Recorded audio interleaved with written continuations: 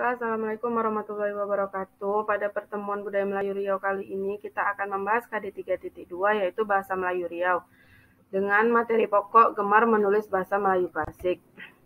Jadi perkembangan bahasa Melayu ini mengalami fase baru, dengan dikukuhkannya Kemerajaan Melayu yang berpusat di Malaka pada tahun 1405 sampai 1511. Karena Malaka ini mendominasi perdagangan yang tidak saja berpengaruh besar di Selat Melaka, namun juga sampai ke Indonesia. Dalam buku sejarah Asia Tenggara disebutkan bahwa di Bandar Melaka ini mereka menggunakan 90 bahasa yang menunjukkan begitu beragamnya orang yang ada di tempat itu. Nah, untuk memudahkan orang-orang di sana berkomunikasi satu sama lain, maka dipersatukanlah semuanya itu menggunakan bahasa Melayu. Akibatnya, bahasa Melayu ini dipahami oleh banyak orang yang keluar masuk ke Malaka dengan berbagai keperluan. Alasan ini pula lah yang menyebabkan mengapa bahasa Melayu ini mudah menyebar ke berbagai daerah. Contohnya saja ketika orang-orang yang datang ke Malaka ini kembali lagi ke asalnya, mereka menyebarkan bahasa Melayu itu pada orang-orang di daerah asalnya. Munculnya bahasa Melayu sebagai pemersatu komunikasi ini tentu tidak susah ditebak, karena mereka mempelajari bahasa Melayu ini agar memudahkan mereka berkomunikasi dengan penguasa di daerah Malaka, dan juga memudahkan mereka berkomunikasi ke penduduk di Malaka sana.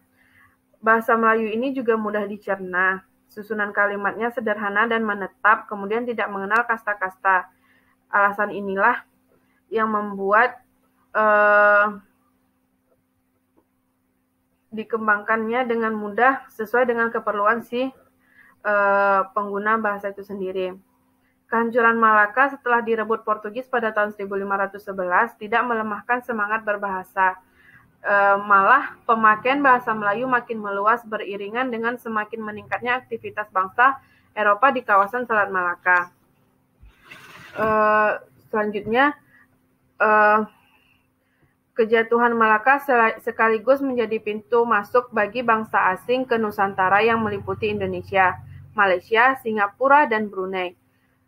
Seperti bangsa-bangsa terdahulu, untuk berkomunikasi mereka akhirnya harus mempelajari bahasa Melayu karena bahasa ini sudah dipakai jauh lebih luas seiringan dengan pengaruh Malaka tadi. Nah, salah satu contohnya seperti ini. Contohnya saja Portugis ketika datang ke Indonesia, Malaysia, Singapura, agar mereka memudahkan mereka berkomunikasi, akhirnya mereka mempelajari bahasa Melayu karena bahasa Melayu ini sudah sejak lama digunakan di daerah Malaka sana. Setelah Malang Melintang membangun kembali Kemerajaan Melayu di Kampar dan Pahang, akhirnya dapat ditegakkan kembali di Johor Riau pada tahun 1528 sampai 1822. Betapapun secara ekonomi dan kemiliteran memang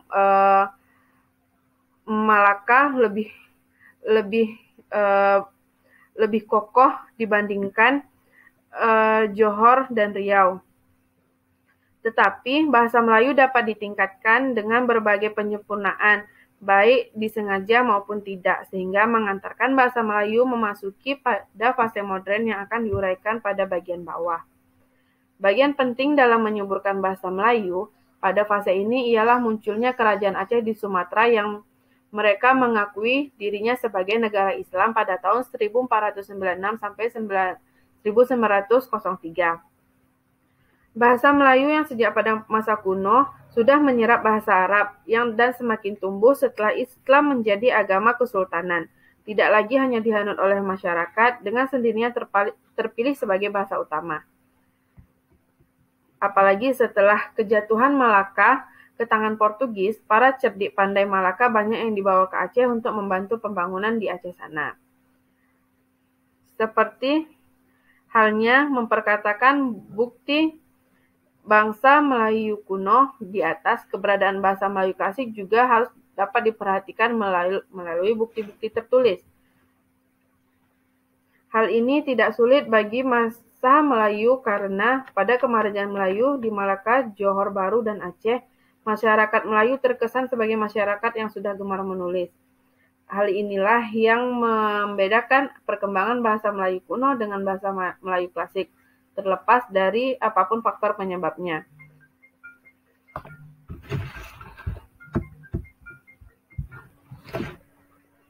Nah, adapun bukti-bukti yang menunjukkan ciri-ciri Melayu klasik itu antara lain yang pertama itu banyak menyerap kosakata Arab. Jadi pada bahasa Melayu klasik banyak ditemukannya kosakata bahasa Arab. Yang kedua menggunakan aksara Arab yang artinya itu banyak tulisan-tulisan Arab. Kalimatnya juga panjang-panjang, berulang dan berbelit-belit. Bahasa Melayu klasik juga banyak menggunakan kalimat pasif, menggunakan bahasa istana. Ada juga kosakata klasik ini seperti Ratna Mutu Manika, Edan Kasmaran, yang artinya itu mabuk asmara, sahaya, masgul atau bersedih.